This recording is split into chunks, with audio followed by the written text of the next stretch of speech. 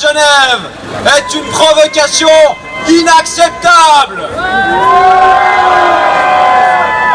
Ils portent, avec leur parti, une lourde responsabilité sur la situation déplorable de l'accueil. Ils ont organisé, avec la complicité du Conseil d'État genevois, la pénurie des places d'accueil en poussant la fermeture de nombreux foyers. Cette pénurie génère une situation intenable pour les migrantes et les migrants, entassés dans des foyers ou logés dans des bunkers.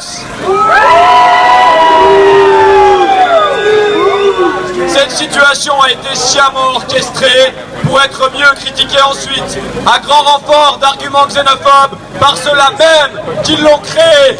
Nous dénonçons aujourd'hui cette politique du pompier pyromane, comme nous combattons le but visé par ce discours haineux, en attaquant les migrantes et les migrants, mais aussi en attaquant les femmes, les homosexuels, les précaires et j'en passe. Ils visent à diviser les classes populaires pour mieux les exploiter. En cela, le projet politique de l'UDC est fondamentalement bourgeois et il est loin d'être isolé. Dans toute l'Europe, la montée des discours réactionnaires se couple avec une offensive généralisée du néolibéralisme.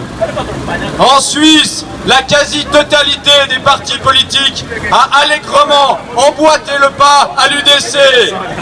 La surenchère xénophobe à laquelle nous assistons en cette campagne électorale est profondément écœurante.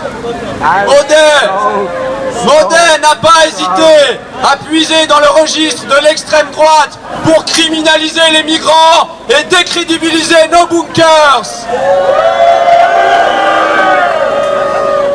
Le PDC ne propose rien de moins qu'une obligation pour les réfugiés d'effectuer un travail sans rémunération. Ne nous y trompons pas, nous devons dénoncer implacablement Blocher et Freisinger. Mais au-delà de ces tristes personnages, c'est un racisme structurel profondément enraciné dans la bourgeoisie suisse que nous devons combattre sans ménagement. De la Suisse dans la production et l'entretien de la misère économique et politique à travers le monde et les déplacements de population qui en sont la conséquence. Ils occultent la responsabilité des multinationales suisses dans le pillage des Suds et les comptes en banque remplis de l'argent des régimes corrompus. Mais sur le chemin de cette politique, un mur s'est levé. Les migrants ont refusé d'être traités pire que les bêtes. Ils ont été rejoints par de nombreuses personnes, associations, mouvements politiques qui ont porté tout l'été le cri de colère contre le racisme d'État. Le cri de solidarité avec toutes et tous les migrantes et les migrants. Les mobilisations de ces derniers mois ont prouvé que la lutte est nécessaire et les victoires sont possibles.